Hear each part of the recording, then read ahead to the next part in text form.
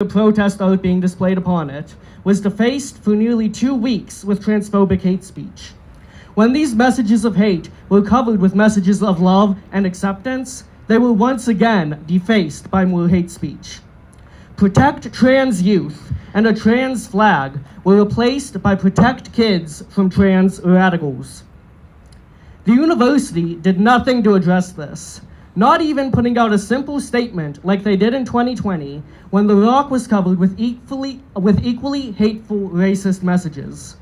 Instead, we were told it's not harassment because it doesn't target a specific person. And it's not discrimination because it doesn't affect a person's ability to work at or learn at the university. How does fearing for your safety not affect your ability to learn? According to a survey conducted in part by USass, 56.7% of trans students on campus felt unsafe or unwelcome on campus. Respondents cited cyberbullying and online harassment, and have even faced threats, slurs, and harassment in person. Some students even said they no longer feel safe openly expressing their gender or sexual identity on campus. 81.7% have a negative view of Kent State University. 58.3% said they expected the university to do more to ensure their safety.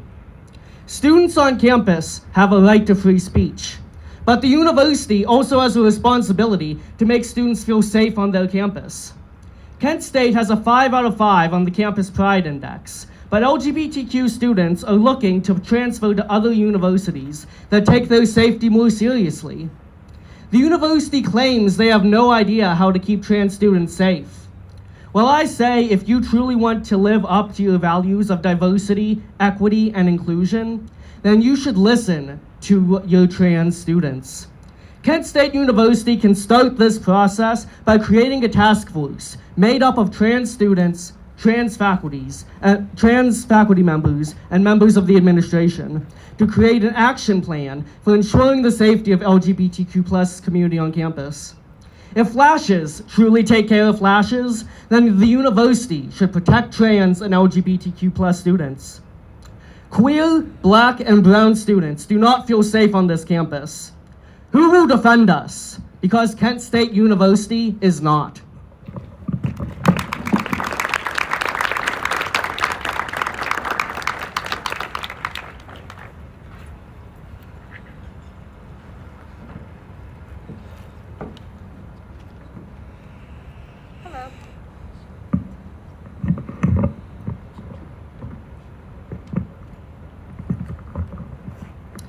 Hello, my name is Akira Holly. I am 21 years old and I identify as an African American woman.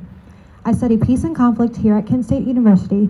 I currently serve as the co-director of programming for Sister Circle and have worked with many other organizations on campus. If I'm being honest, I don't know what the right thing to say to you all is. To Turning Point USA, I am disappointed. I am hurt, I am concerned, and I am tired, as I know many of you are as well. It's that point in the semester when things get harder because you're behind. If you need to catch up, if you're on time, you're probably more than burnt out. The days are getting longer and the sun is shining, so doing that work just doesn't seem so necessary. As students, we have classes and jobs and bills and cars that need gas and bodies that need to eat, but funds that don't match all the time.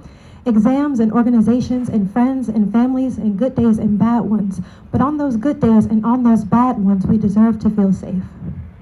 You deserve to walk around on a random Tuesday in 75-degree weather, regardless to what kind of day you're having, without fear of not just Kyle Rittenhouse, but fear of our classmates who support them. Excuse me. Knowing that there are students who attend this institution who are okay with this is the scariest thing to me.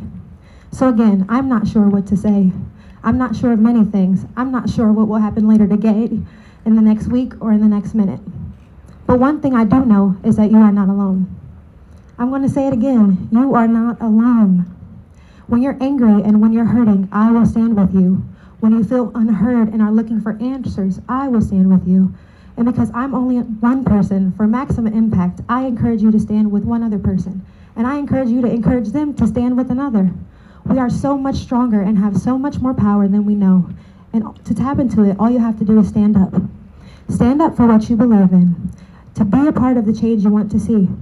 Run away from passivity, for passivity is the same as defending injustice. Be bold and be honest and be, most of all, you.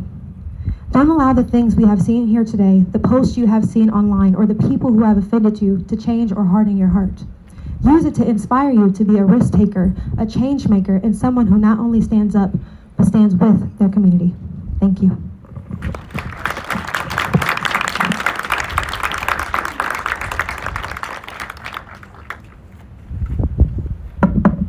How y'all doing?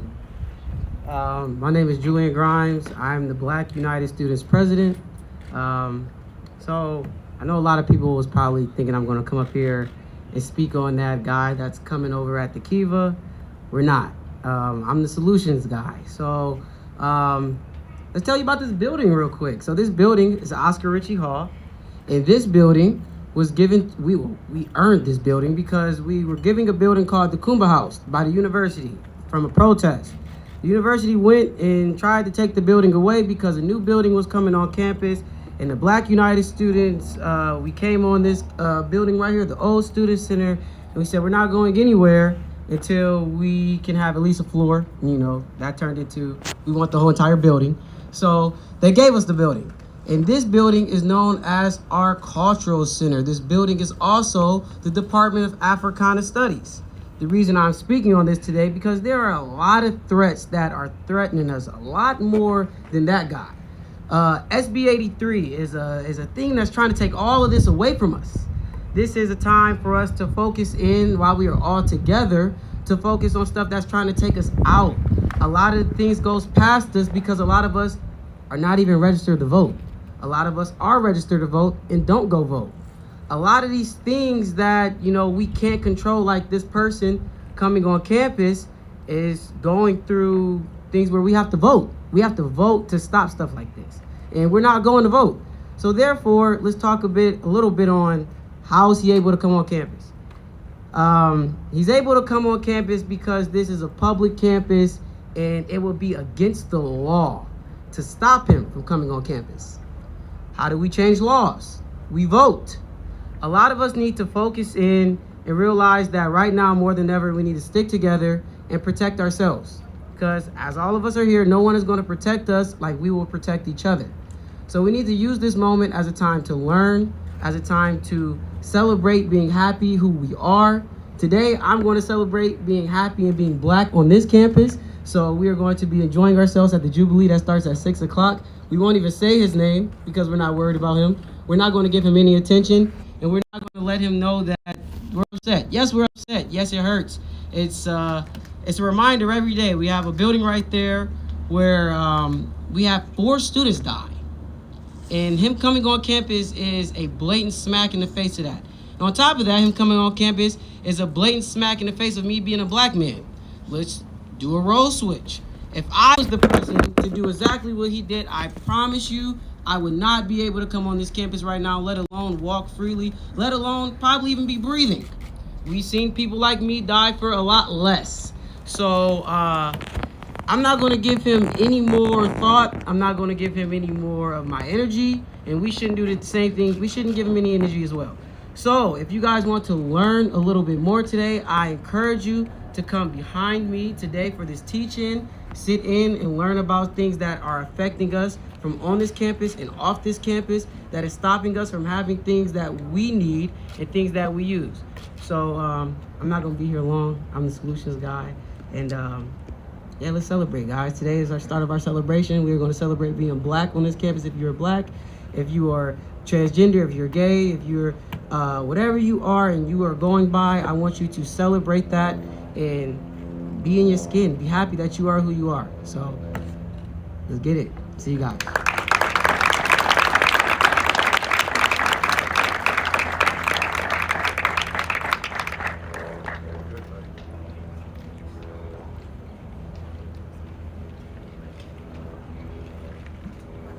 Hi again. Before we wrap up and get ready for questions, I do have a testimony, a brief testimony. Still plan to utilize this platform I have while I can.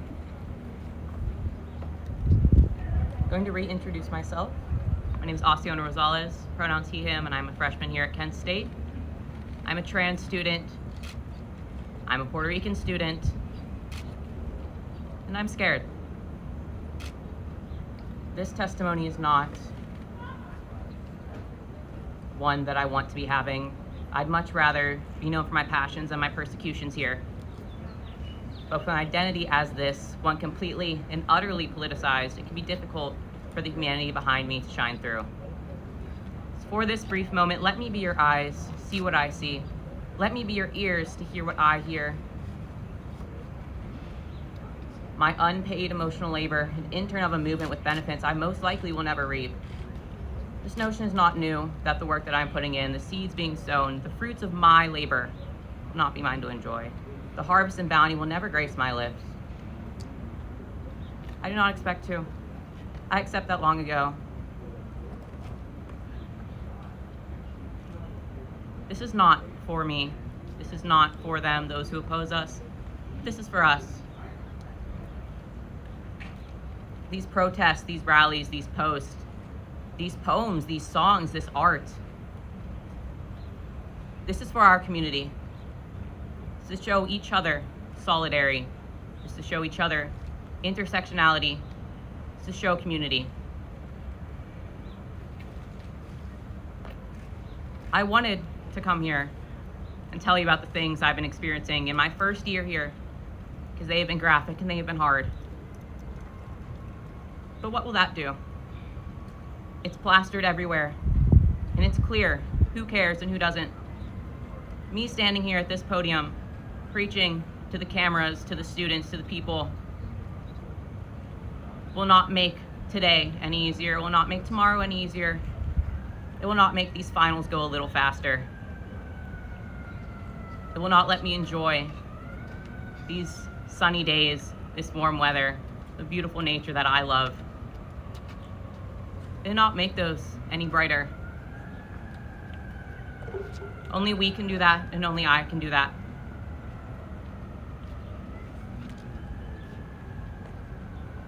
We're here. We, as in the student leaders before me, the student leaders who I have had the privilege to look up to as upperclassmen, they give me hope that in the next 3 years, I might be actually able to do something, even if it's just on this campus. It gives me hope that others, those who I've talked to, will understand that they are not as powerless as people want them to feel. None of us are. This is why we're here. This student-led operation has taken up the entirety of my mental space for the good portion of this semester, and I do not regret a single moment. My voice may be shaky. My testimony may not be what some people are looking for, but it's what I'm looking for. It's what my friends are looking for. It's what my community is looking for. As long as I can, I will use this platform, and we are not going away. We're now going to be opening up for questions from the media, and I once again thank you for your time here today.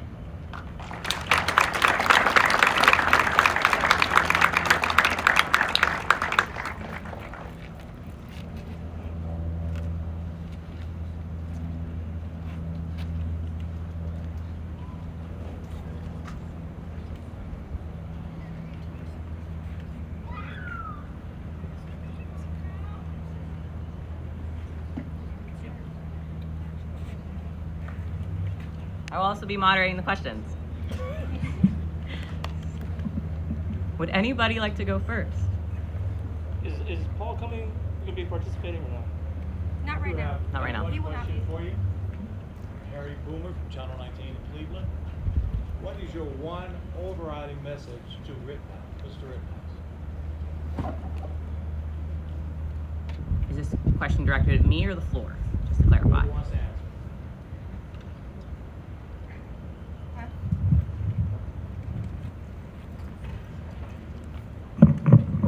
Sorry, I'm tall.